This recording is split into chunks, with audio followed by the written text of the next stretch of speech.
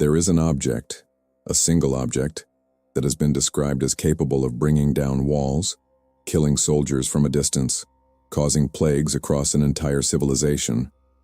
And this object simply vanished from history, without a trace, without explanation, without any evidence. Do you believe it? This is recorded in texts thousands of years old, studied by archaeologists, historians, theologians, and even military personnel. I'm talking about the Ark of the Covenant. And here's the detail most people don't know. The last confirmed historical record of the Ark is from almost 2,600 years ago. After that, absolute silence, as if the earth had simply swallowed it. But what is most disturbing is not the disappearance itself. The fact is that there are very serious theories, supported by physical evidence, historical documents, and real archaeological investigations, that indicate that the Ark may still exist, somewhere in the world, today. In this video, we're going to investigate each of these theories. I'll show you the facts, the evidence, and in the end, you'll draw your own conclusion. You can stay, because what's coming next will change the way you see this mystery. According to the book of Exodus, chapter 25, the Ark was a rectangular box constructed of acacia wood, overlaid with gold inside and out. The dimensions described are approximately 1.10 meters long, 0.66 meters wide, and 0.66 meters high. Nothing gigantic. Above it, there was a lid called propitiatory, a plate of pure gold, with two cherubim carved at the ends, with their wings spread and facing each other. Inside the Ark, according to biblical tradition, were 3 items: the stone tablets with the 10 commandments given to Moses on Mount Sinai, the jar of manna, the miraculous food that sustained the Israelites for 40 years in the desert, and Aaron's staff, which had blossomed as a sign of God's choice of his priesthood. But here's a curious detail, and an honest one to mention. This description of the 3 items comes from the letter to the Hebrews in the New Testament. The book of 1 Kings, chapter 8, says that when the Ark arrived at Solomon's temple, there were nothing in the Ark except the 2 stone tablets, a contradiction within the Bible itself, which scholars have debated for centuries without consensus. And that in itself says a lot about the level of mystery that has always surrounded this object. But here's the point that many people ignore. The Ark wasn't just a religious object. It was the absolute center of an entire people's identity. For the Israelites, the Ark represented the literal presence of God among them. It was carried at the head of the armies into battle. It was consulted before important decisions. It was kept in the most sacred place of Solomon's temple, the Holy of Holies, where only the high priest could enter once a year, under penalty of death. Think about it. When you understand the symbolic, spiritual, and political weight of the Ark within that culture, its disappearance ceases to be a religious curiosity and becomes one of the greatest enigmas in human history. And that's where the investigation begins. Now I need to tell you about the accounts of power associated with the Ark, and I want you to pay attention with an open mind, because these accounts are in historical texts, not just popular legends. In the book of Joshua, chapter 6, the Ark is carried around the walls of Jericho for 7 days, with priests blowing trumpets. On the 7th day, the walls collapse. Jericho is conquered. Archaeologists such as Kathleen Kenyon and Bryant Wood have extensively investigated Jericho. Wood, in particular, has published studies suggesting that the archaeological evidence of the collapse of Jericho's walls is consistent with the period described in the biblical account. The discussion continues, but the event is not simply dismissed by science. In the book of 1 Samuel, the Philistines capture the Ark after the Battle of Ebenezer. And what happens? A severe plague spreads through the Philistine cities that receive the Ark.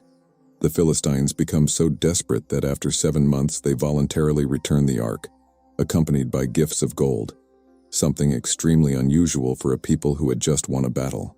And then there's the episode of Uzzah in the book of 2 Samuel chapter 6. Uzzah was a man who touched the Ark to prevent it from falling off a cart, and he died instantly. The text is direct.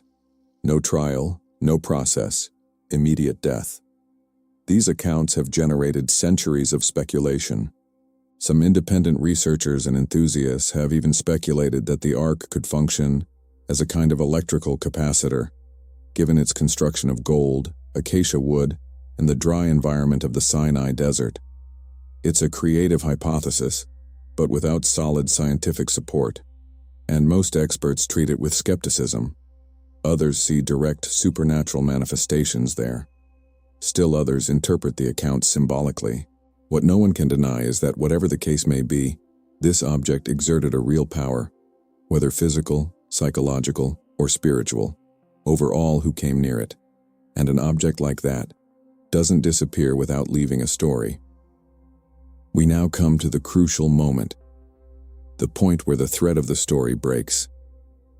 The last biblical record that clearly and unequivocally mentions the Ark is from the reign of King Josiah in 2 Chronicles 35:3, around 621 BC.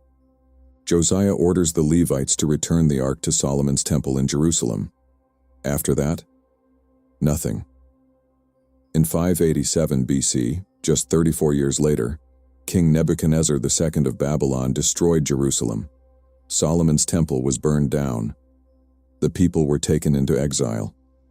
The Book of 2 Kings and the Book of Jeremiah list in detail the objects looted from the temple: gold tables, bronze pillars, basins, cups, candlesticks.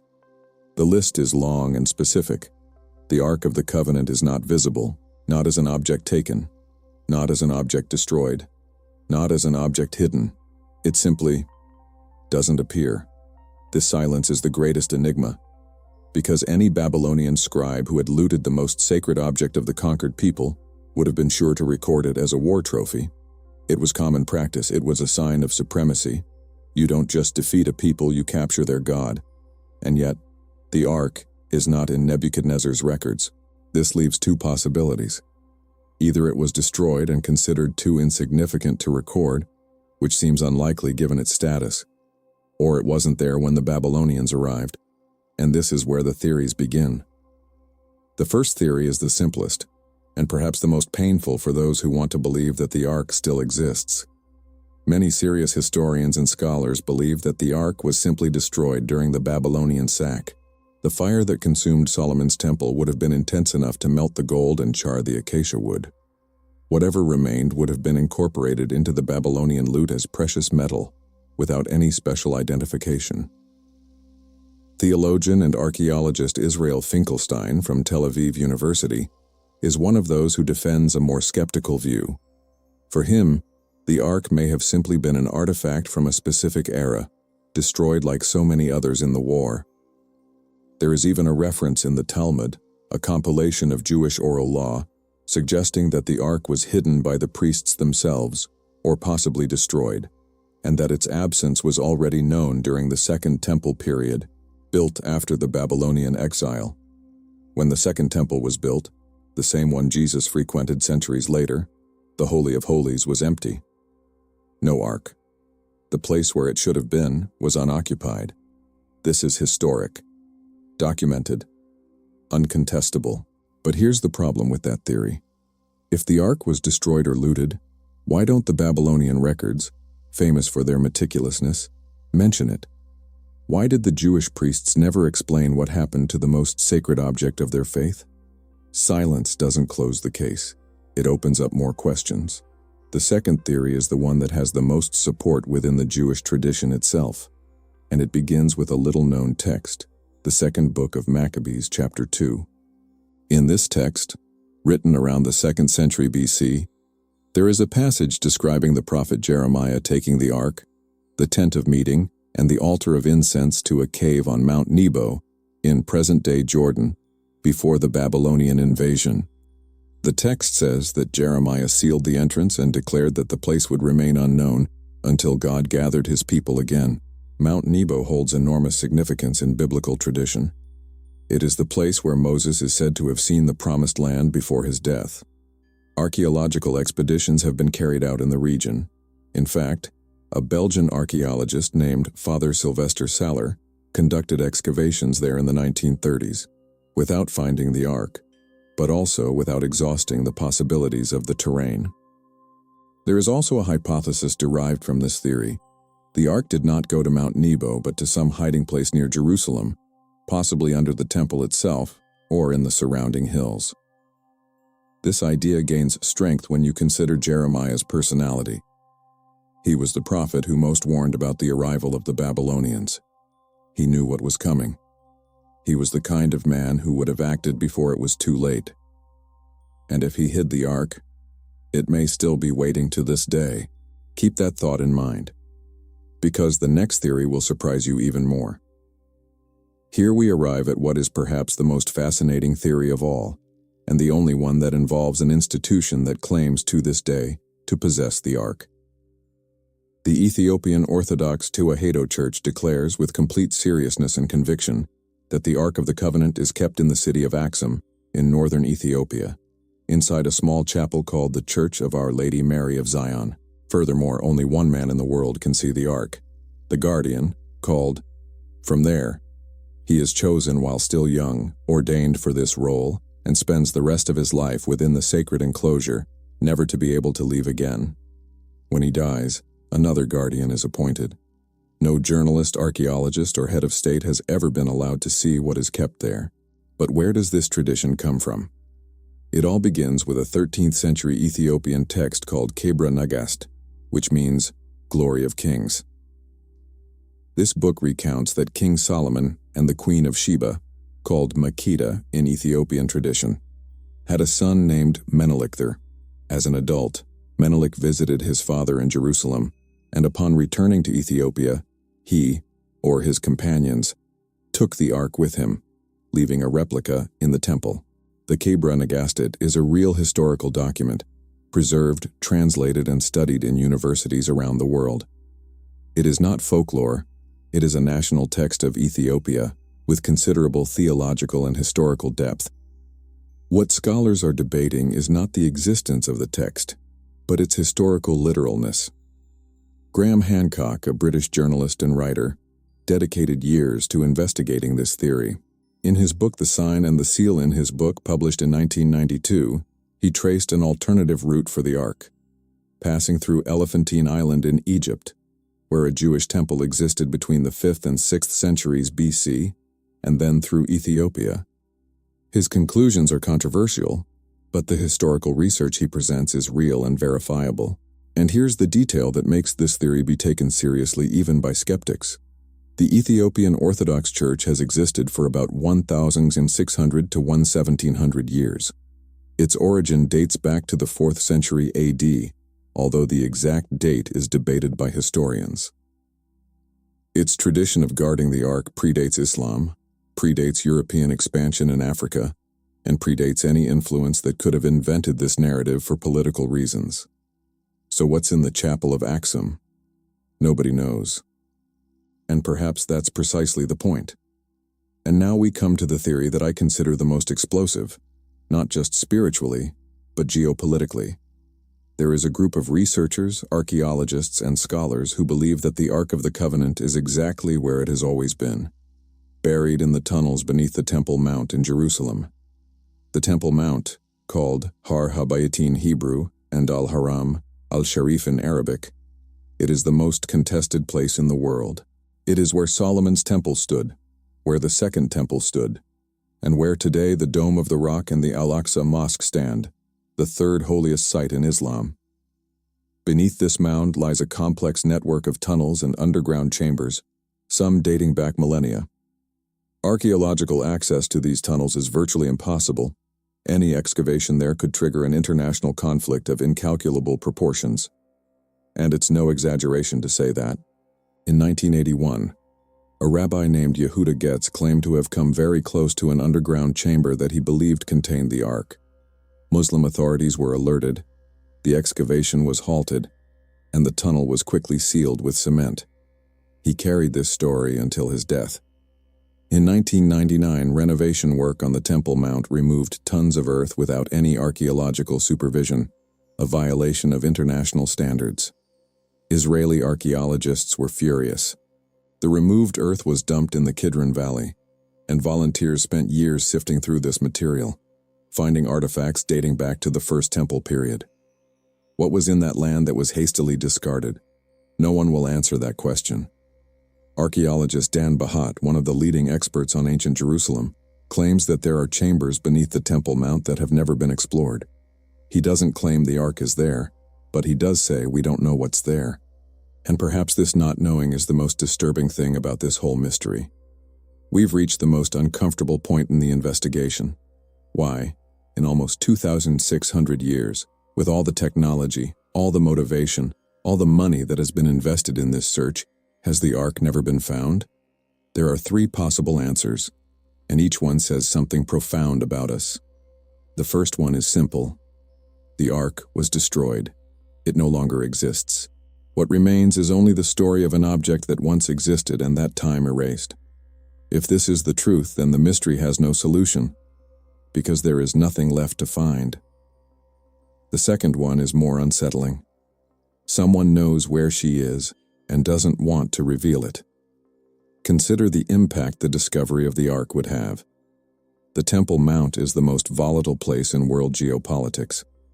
If the Ark is found down there, religious groups around the world will either collapse or clash.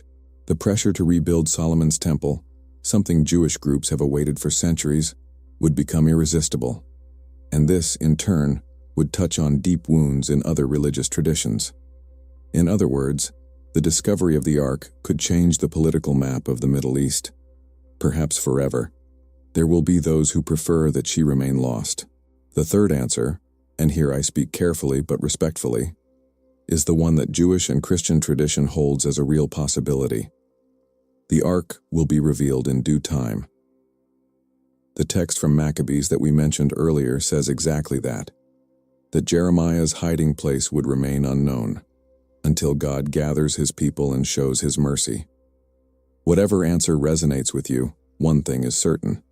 The search for the Ark says much more about us than about it. Because what we seek when we search for the Ark is proof, a confirmation that something exists beyond the visible, something that transcends history, politics, time. And this search, this will never stop. We've reached the end of this investigation. And I want to leave you with a thought that goes beyond archaeology. The Ark of the Covenant was, in its essence, a place of presence. It was where the sacred and the human met. It was where a people placed their faith, their identity, their hope, and she disappeared. But the people did not disappear with her. The Israelites went into exile without the Ark. And it was precisely there in exile, without the temple, without the sacred object, that they produced some of the most profound texts in the history of humanity. It was there that they understood, perhaps for the first time, that the presence they sought did not depend on an object of wood and gold. And that, I think, is the greatest lesson this mystery has to offer any of us. Whether you are religious or not, whether you are Christian, Jewish, agnostic, or simply curious. Often we place our peace, our security, and our sense of purpose in external things. In our jobs, our relationships, our status, our bank accounts. And when these things disappear, like the Ark disappeared, we feel lost, as if our entire life had gone with it. But the story of the Ark tells us the opposite. What is truly sacred within you, what is real, what is eternal, cannot be plundered, destroyed, or lost in war. It is inside, and no Nebuchadnezzar in your life can take that away from you. Take this with you. Now, one last thing before you go. If you've made it this far, you're not just anyone. You're the kind of person who wants to understand the world in depth, who isn't satisfied with easy answers, who wants to go beyond the superficial. And that's exactly why I need to ask you something. If this video made you think, made you feel something, taught you something you didn't know before, subscribe to this channel and turn on notifications. We'll continue delving into these mysteries that lie between history and the sacred, and each video will leave you with more good questions than easy answers. Thank you for being here. Until next time.